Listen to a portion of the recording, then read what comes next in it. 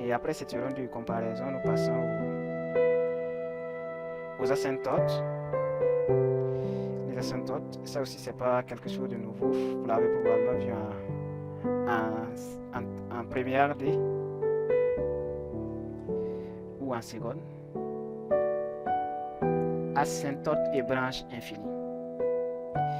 Cette partie est très importante parce que il y a toujours assez de points gratuits entre guillemets pour démontrer qu'une fonction admet des asymptotes, une asymptote verticale ou horizontale, oblique, ou bien déterminer l'équation qui régit telle asymptote de telle fonction.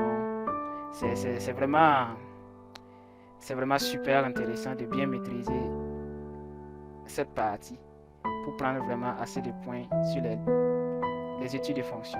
Parce qu'il n'y a pas d'études de fonctions sans asymptote. Il y aura toujours des asymptotes à déterminer. C'est très important de bien comprendre cette partie du cours. Donc, premièrement, nous allons voir qu'est-ce que c'est qu'une asymptote verticale et comment déterminer son équation. Donc, si la limite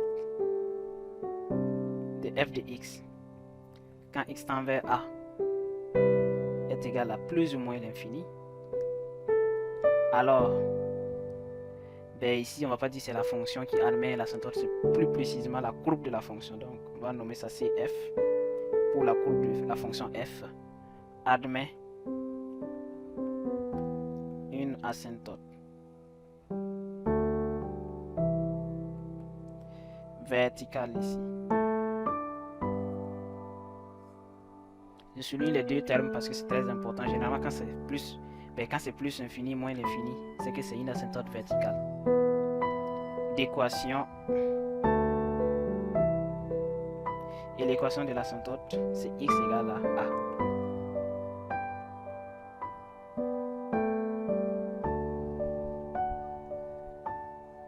Donc ça, c'est le premier cas. Le deuxième cas, c'est pour les asymptotes horizontales. Là, si la limite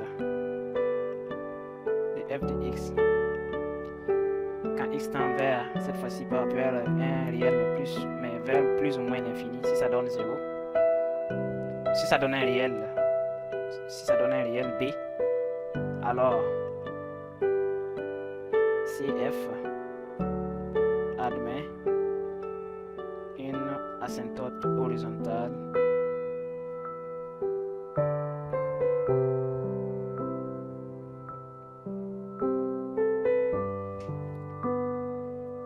d'équation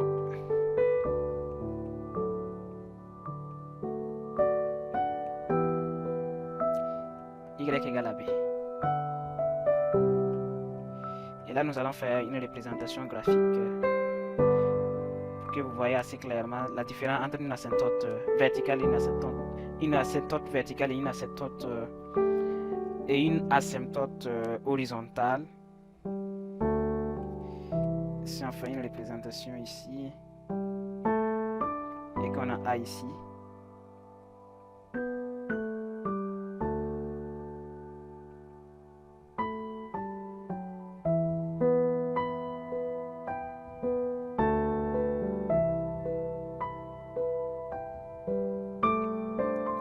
prenons notre groupe par exemple comme ça.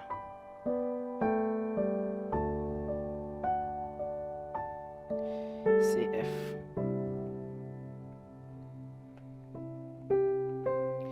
Donc le point A qui est là ici, c'est une asymptote verticale.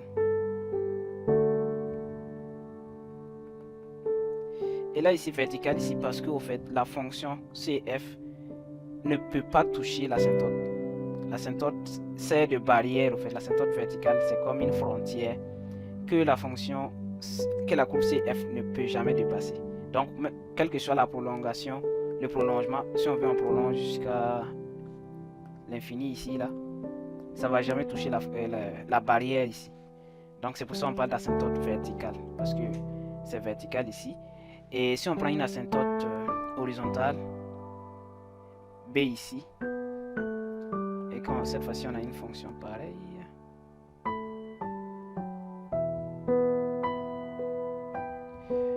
Je vais le nommer CG pour la fonction G. Et l'asymptote ici d'équation y égale à b horizontale. Donc c'est la même situation que pour l'asymptote verticale, c'est juste que elle est horizontale et non verticale. Donc la courbe CG ne va jamais toucher cette frontière, c'est comme une frontière, une barrière à ne pas dépasser. Et donc c'est ça. La différence entre une asymptote horizontale et une asymptote verticale. Asymptote horizontale, asymptote verticale. Et le troisième cas, le troisième type d'asymptote, c'est les asymptotes, l'asymptote oblique. Cette fois-ci, si la limite quand x tend vers plus ou moins l'infini de f de x moins ax plus b est égal à 0, alors CF admet une asymptote oblique d'équation y égale à ax plus b, bien sûr.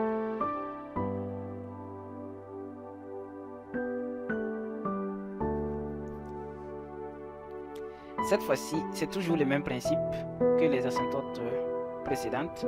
C'est juste que la fonction elle est oblique. L'équation, mettons la frontière elle est oblique.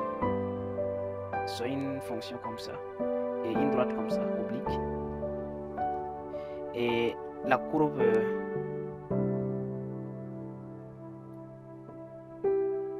mettons la courbe qui est là comme ça, CF.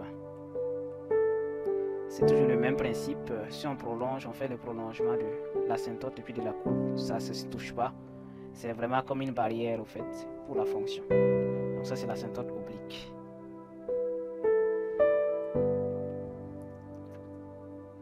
Là maintenant nous allons parler des branches paraboliques qui fonctionnent un petit peu comme les asymptotes. Si la limite de f de x quand x tend vers plus ou moins l'infini est égale à plus ou moins l'infini, et que la limite, là ici on a deux conditions, que la limite de f de x sur x quand x tend vers plus ou moins l'infini est égale à plus ou moins l'infini, alors CF admet une branche parabolique de direction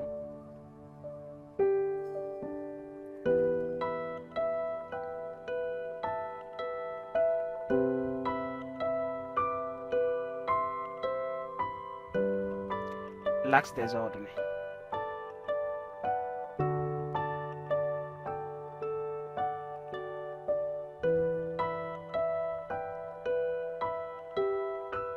Si on prend un exemple ici, la fonction x carré, ça représente CF, qui représente la fonction f de x égale à x au carré. Si on fait un petit calcul rapide, la limite de f de x quand il se tend vers plus ou moins l'infini, que ce soit plus ou moins l'infini, ça donne toujours plus l'infini. Parce que moins au carré, ça donne plus au carré, ça donne plus, donc ça va nous donner toujours plus l'infini. Et quand on fait la limite de f de x sur x, donc on aura ici la limite de x carré sur x qui revient à la limite de x quand x tend vers plus ou moins l'infini, ce qui va nous donner plus ou moins l'infini. Donc ici ça respecte cette condition. Ici on a une branche parabolique de direction de l'axe des ordonnées. L'axe des ordonnées c'est ça. La branche parabolique ici, ça veut dire c'est comme si c'était l'axe qui sépare la parabole, parce que là on a une parabole comme ça et l'axe des ordonnées est comme un miroir, qui sert comme des miroirs, parce que si on prend un point ici, on trouve son image à travers l'axe des ordonnées. On prend ce point, on trouve son image ici, et ainsi de suite. Donc ici les branches paraboliques c'est un petit peu de cette façon qu'il faut le voir. Et cet exemple est assez parfait pour illustrer une branche parabolique de direction l'axe des ordonnées. La branche parabolique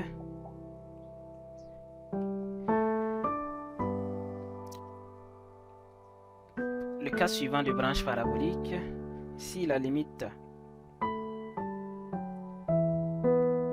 de f de x quand x tend vers plus ou moins l'infini est égale à plus ou moins l'infini et que la limite de f de x sur x quand x tend vers plus ou moins l'infini est égale à 0, alors cette fois-ci CF admet une branche parabolique, cette fois-ci de direction l'axe des abscisses.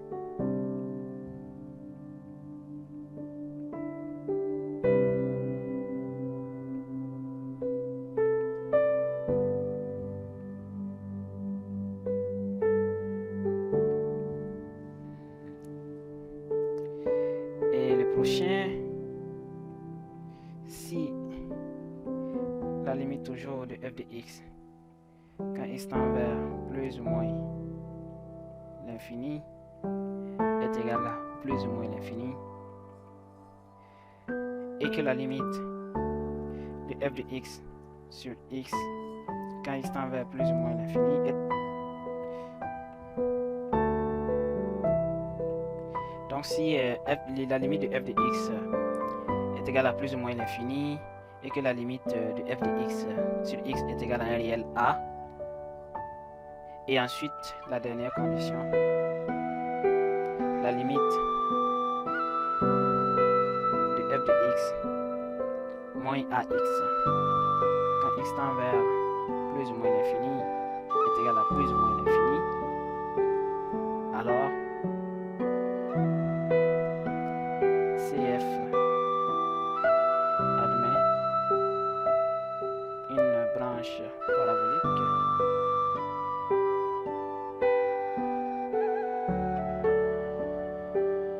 de direction la droite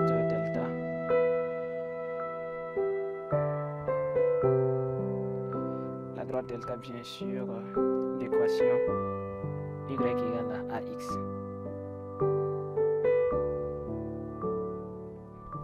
Et ça c'est tout pour les différentes branches paraboliques. Donc on en a 3 possibles et pour les asymptotes aussi on a 3 cas possibles. Nous passons aux différents éléments de symétrie d'une fonction, c'est-à-dire comment savoir si une fonction est paire, si une fonction est impaire, si un axe, si telle droite est un axe de symétrie ou si tel point est un centre de symétrie. Donc ce sont les différents éléments qui seront abordés dans cette partie. Donc, éléments de symétrie d'une fonction.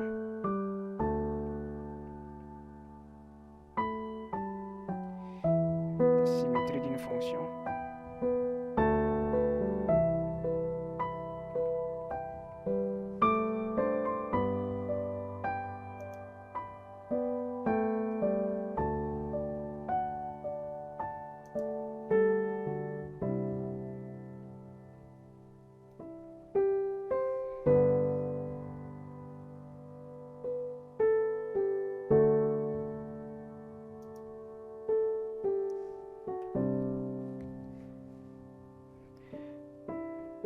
Le premier cas, f est paire, donc est une fonction paire,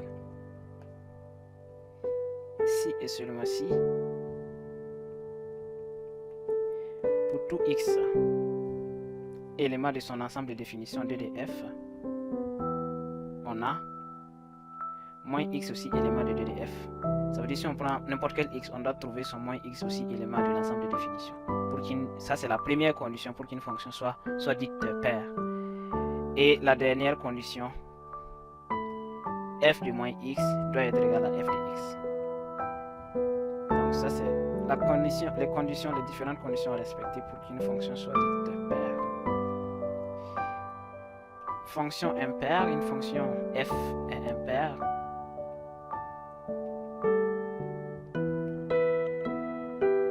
Si et seulement si,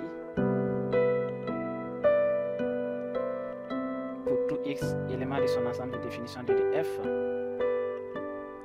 Moins x est aussi élément de son ensemble de f.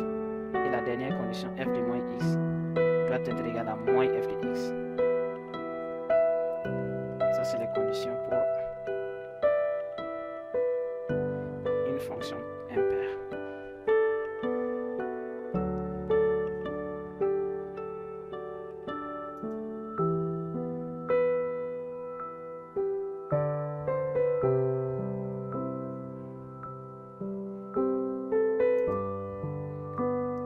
Et concernant la symétrie, delta d'équation x égale à a est un axe de symétrie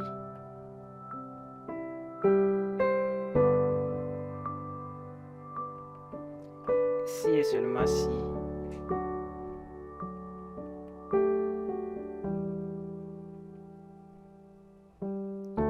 pour tout x élément de f 2a moins x doit être élément de f aussi. Et la dernière condition, f de 2a moins x est égal à f de x. Donc ça, c'est les conditions à respecter pour qu'un axe, pour qu'une droite soit appelée axe de symétrie. Là ici, axe de symétrie de la fonction, bien sûr, de la courbe CF. Et le dernier cas, le point I de coordonnées A et B est un centre de symétrie.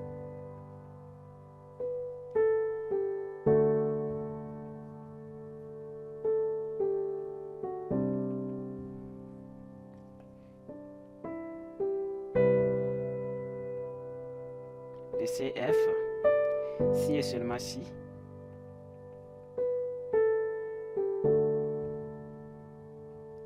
on a toujours les mêmes conditions ici pour tout x élément de f 2a moins x élément de f. Et la dernière condition, f de 2a moins x plus f de x doit être égal à 2 fois b. Donc ça, c'est les conditions à respecter pour que le point x soit appelé centre de symétrie, étude de continuité d'une fonction.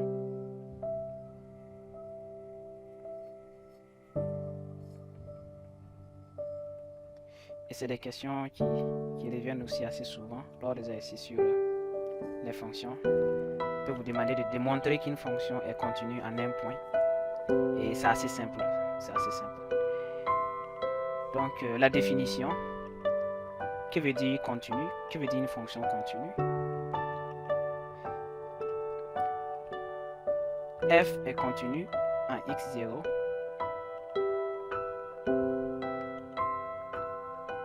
si et seulement si la limite quand x tend vers x0 de f de x est égal à f l'image de x0 ou si la limite de f de x quand x tend vers x0 négatif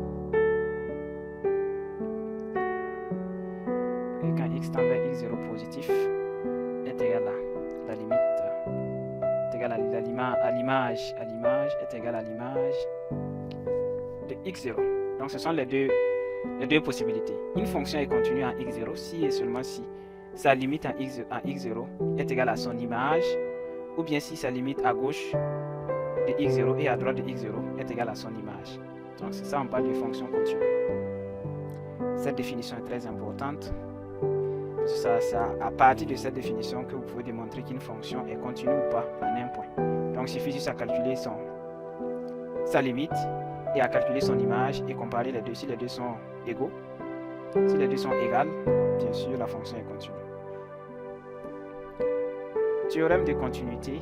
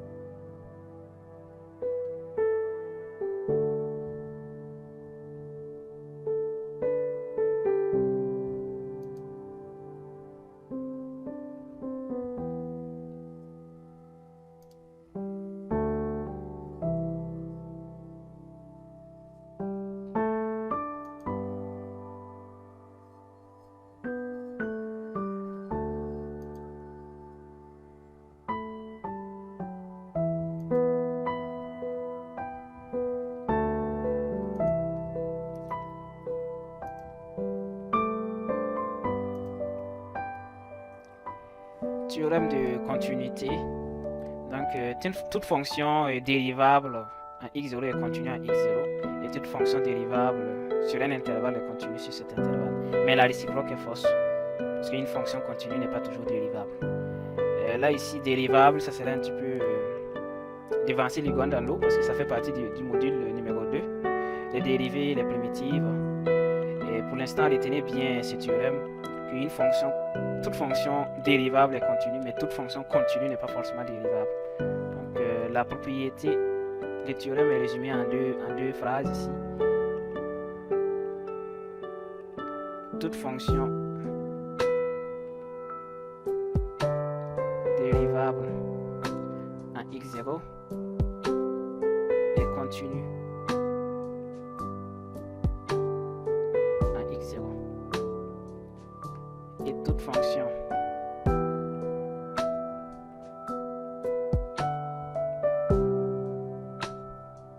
dérivable sur un intervalle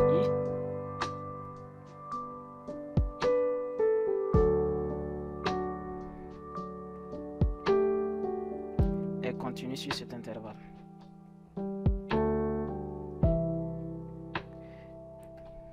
Mais nota bene, la réciproque est fausse.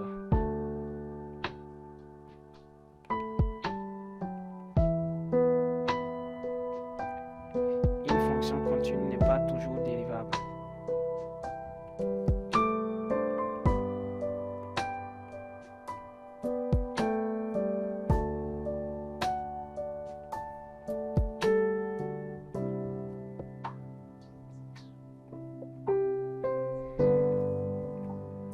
Et là, nous allons passer aux différents exemples, des exemples de fonctions continues.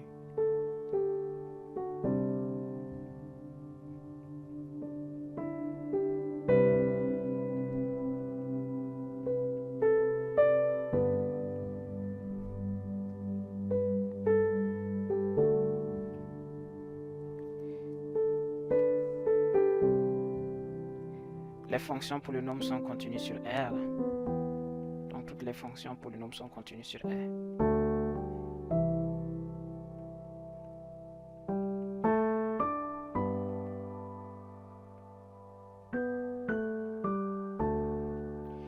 Et ensuite, les fonctions rationnelles aussi sont continues, mais sur leur ensemble de définitions.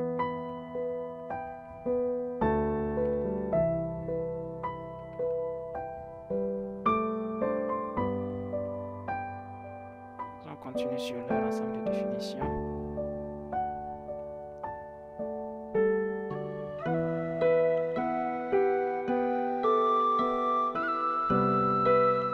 Et les fonctions trigonométriques cosinus, sinus sont continues sur R.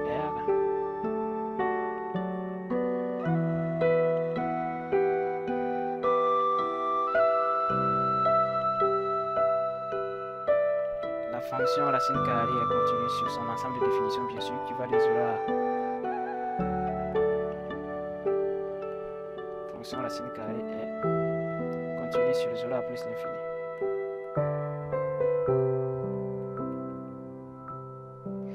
Et la somme ou le produit des fonctions continues est continue. Donc si on multiplie deux fonctions continues, ça va donner une fonction continue. Si on divise deux fonctions continues, ça va donner une fonction continue. Donc c'est pour ça qu'on dit ici la somme ou le produit. La somme ou le produit de fonctions continues est continue. Ça veut dire si on additionne deux fonctions continues, ça va donner une fonction continue. Si on multiplie deux fonctions continues, ça va donner une fonction continue. Donc ici, la somme ou le produit de fonctions continues est continue.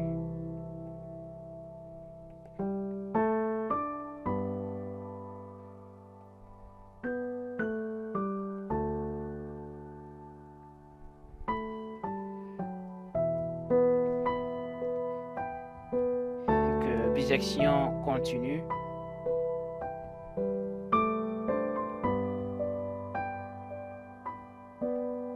Ça également c'est une propriété très intéressante à maîtriser. Ça également c'est une propriété très intéressante à maîtriser. Et f continue sur un intervalle i et f strictement monotone.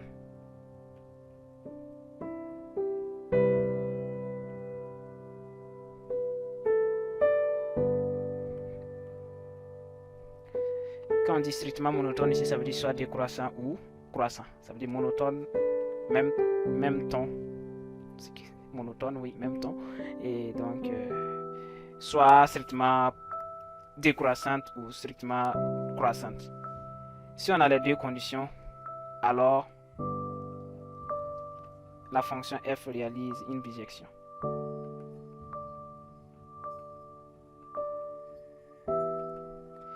De i sur j, avec j l'image de l'intervalle i. Ok, ça c'est comme ça concerne la bisection. Comment démontrer qu'une fonction réalise une bisection de i sur j? D'abord, il faut montrer que la fonction est continue sur l'intervalle i et ensuite montrer que la fonction est strictement monotone sur ce même intervalle. Là, ici, on a solution, le dernier cas de cette partie, solution de l'équation f de x égale à 1 réel k. Donc, si f est continu sur i, et ensuite f strictement monotone sur i, on ajoute une dernière condition, k élément de j avec j égale à f de i, l'image de l'intervalle i. Alors ici, l'équation f de x égale à k admet une unique solution.